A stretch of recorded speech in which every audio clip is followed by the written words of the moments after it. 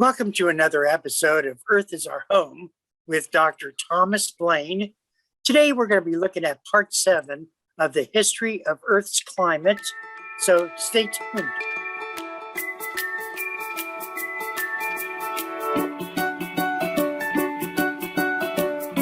Welcome back to another episode of Earth is Our Home with Dr. Thomas Blaine. He's an associate professor with the Ohio State University Extension Program.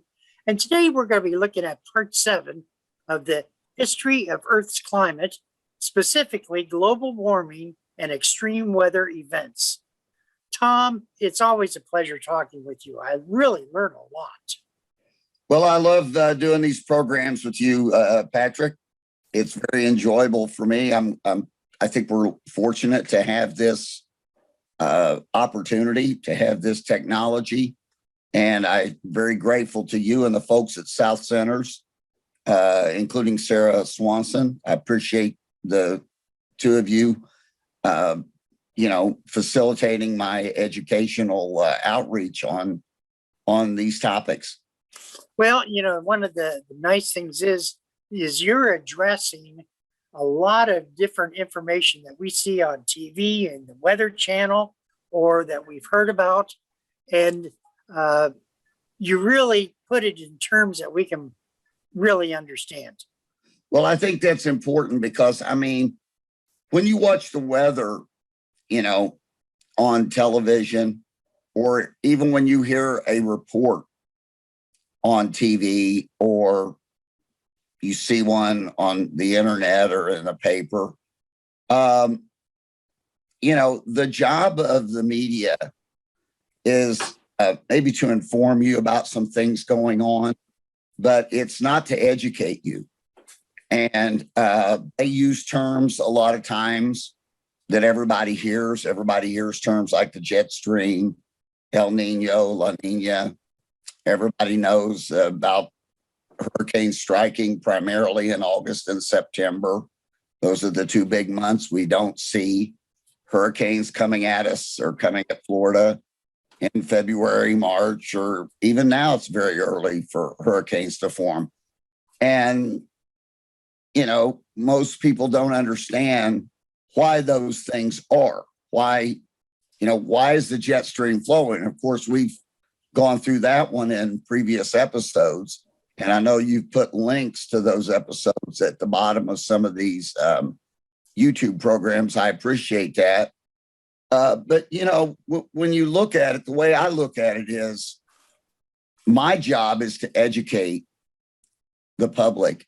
That's why I went to outreach way back in 1995. I was in an academic department where I taught students, conventional students on the campus, and undergraduate and graduate. And I really wanted to get into outreach where I could educate the general public. That's part of our role here, it's part of the university's role, is not just to teach conventional students, but to teach the public, because the public funds state universities like OSU, and the public deserves some of the educational materials and resources that we have. And I've really enjoyed my career with Extension, conducting educational outreach. And 25, 30 years ago, when I first started in this, the term was global warming. The phenomenon that we're discussing was global warming. And we've already looked at the temperature charts, the graphs showing how planet Earth has warmed. In fact, we've looked at how temperatures have deviated for 600 million years, the entire Phanerozoic eon. We went through the ice ages. We've come right up to spring of 2021 on global temperatures. But, a lot of people say, well, why do you talk about climate change? Why did you switch? And I didn't switch, but the language of a lot of people on this has switched. 35, 40 years ago, the term was global warming. now the most common term is global climate change. Well, one factor here is that when you get global warming, when you turn up the amount of heat energy in Earth's atmosphere, in this case, because of the enhanced greenhouse effect, putting more CO2 into the atmosphere, which traps more heat, it doesn't stop there. It's not just a warmer planet. It changes climate. Now, climate as opposed to temperature includes things like rainfall patterns. You know, when you think it might be hot in Arizona and it might be hot in Georgia, those are two pretty hot places. They cool down in the winter, they heat up in the summer, but the climate in Arizona is completely different from Georgia, even though their temperatures kind of move together. Why? Because Arizona is very arid. It doesn't get a lot of rainfall. Georgia is humid, extremely humid.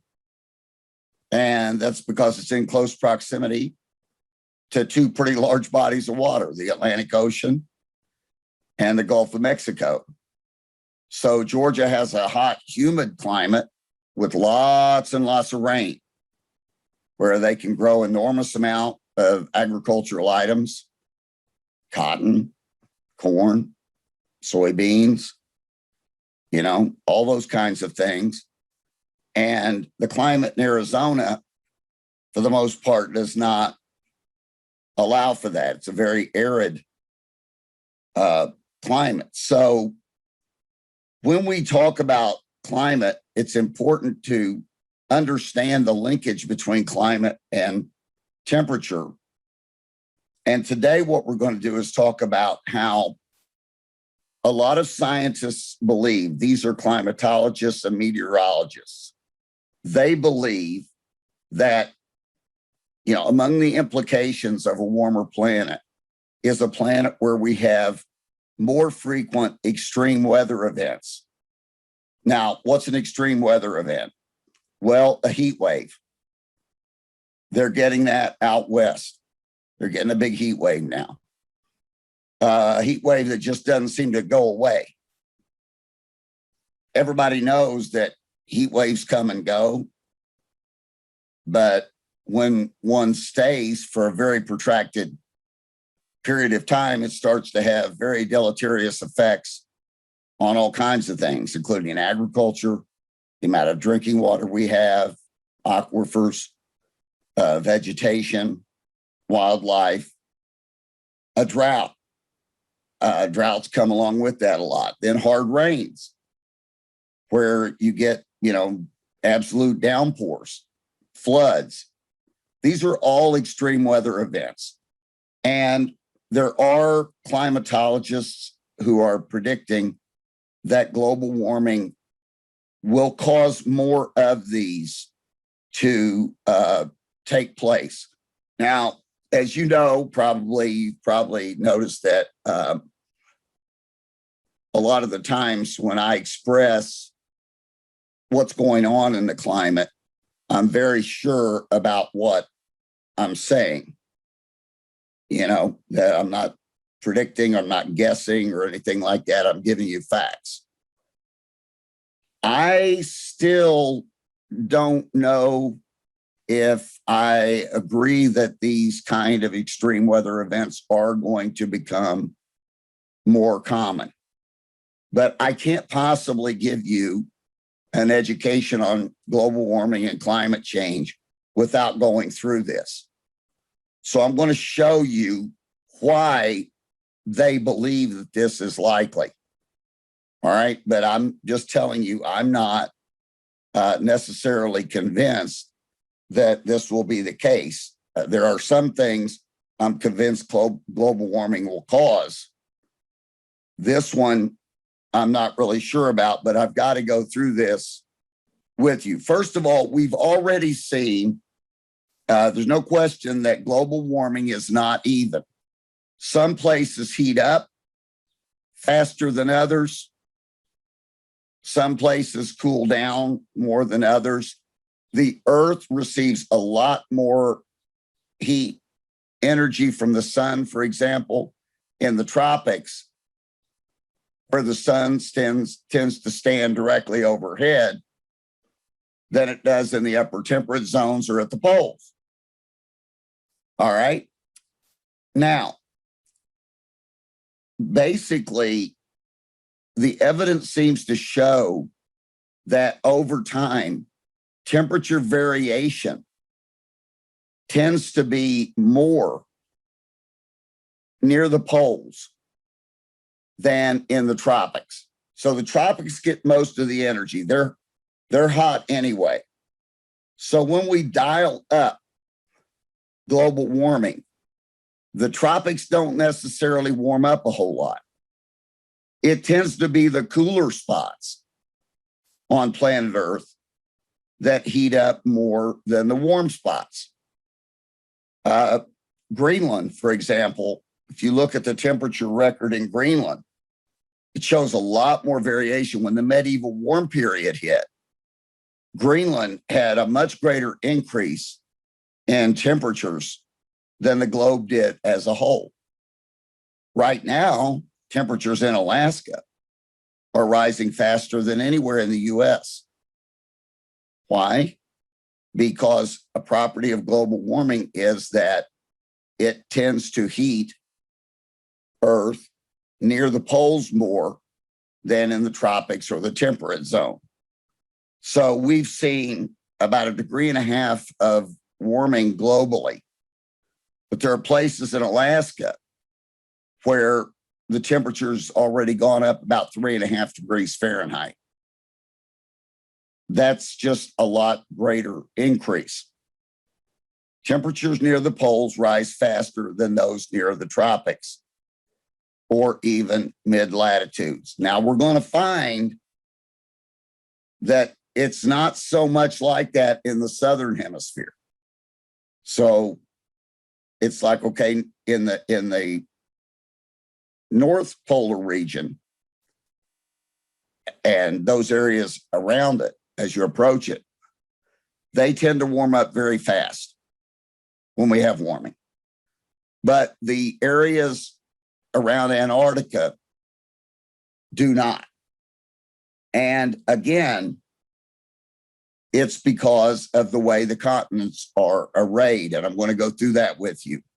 Here's the data right here.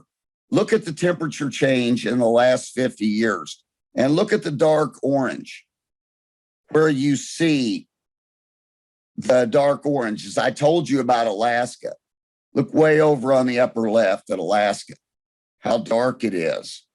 And then going up into the Arctic Ocean. Look at Greenland. You got portions with very dark orange, then orange, and then yellow. It's heated up more there than in a lot of places. Look at Siberia, northern Russia, all the way around the globe, extending up into the Arctic Ocean. Tremendous warming there. More warming in the Arctic and near the Arctic than anywhere on Earth. Now, as I told you, that is not the case in Antarctica. Well, why not? It's a polar region, okay? Well, the reason is because Antarctica is cut off from the rest of the world by the Southern Ocean. The North Pole, you've got an ocean there, the Arctic Ocean, but at the same time, surrounding it, you've got lands. And we already talked before about how land features affect climates and microclimates. We did an episode on that, how that happens. And I believe that was episode 5 on how the flow of air around the planet would be if there were no land masses at all. And then when we started talking about putting land masses in, we showed how that causes deviations. Well, both Antarctica and the Arctic Ocean are somewhat cut off from the mild effects of equatorial heat. The Arctic Ocean's cut off by land masses, though. It's cut off by, Eurasia, North America, Greenland, and that has a big role. Antarctica, however, is separated out by an ocean, the Southern Ocean. And we're going to go through the jet streams now and talk about how the jet streams have been affected. So we've already done what the jet streams are, and we're going to look at how those play a role in causing these temperatures to deviate. You may remember that we have 3 cells of circulation in each hemisphere, and they produce 2 jet streams in each hemisphere. And on average, the jet streams run at about 30 degrees latitude, about a third of the way from the equator to the pole.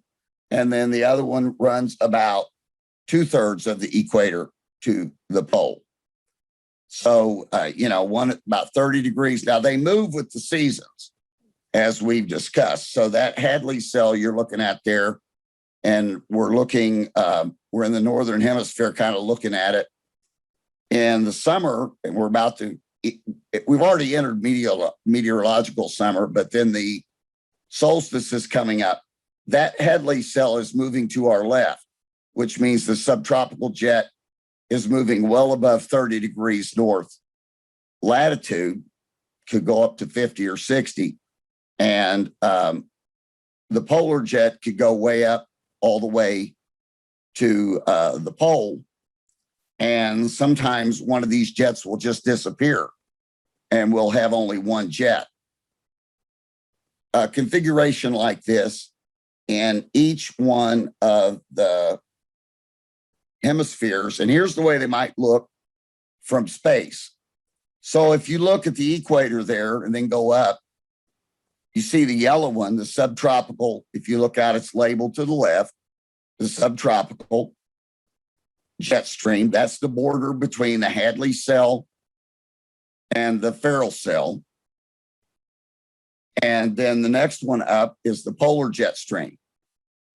It's kind of purple on here. Now, that's the border between the Ferrel cell and the polar cell. Now, these move,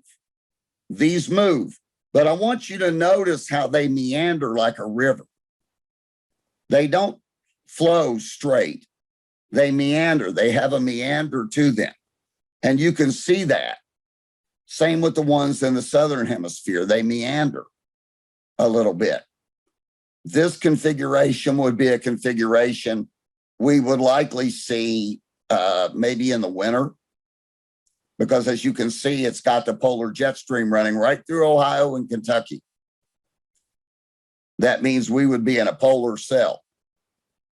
And we're generally in a polar cell in December, January, February, March. This is one of the reasons we have winter. Right now, the polar cell does not look like this. The polar cell and the polar jet stream, they've moved way on up. The sun is not shining directly overhead of the equator.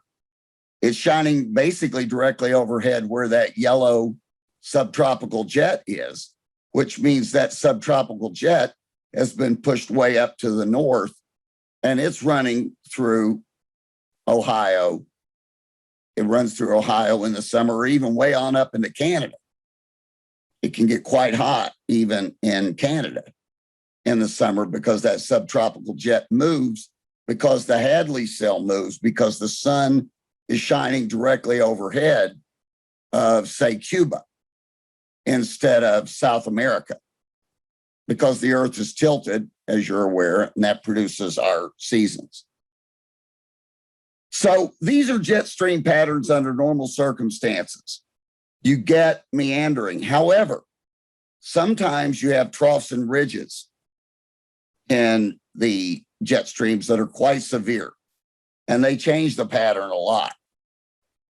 And this is what we see. And you've seen this.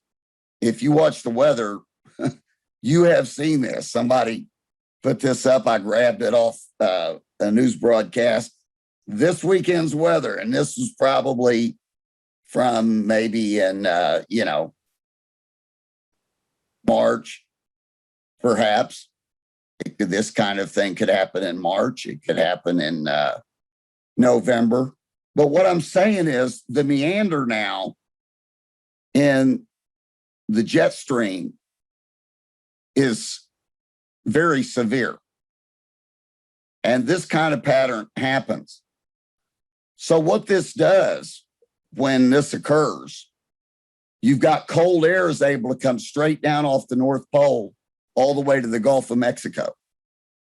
And it's snowing in Alabama, Tennessee, especially in the mountains of Tennessee and Georgia, the Carolinas. They have ski resorts down there. Some beautiful ski resorts way down in South Carolina, well to our south. But they're at high elevation, and during the winter, they get quite a lot of snow.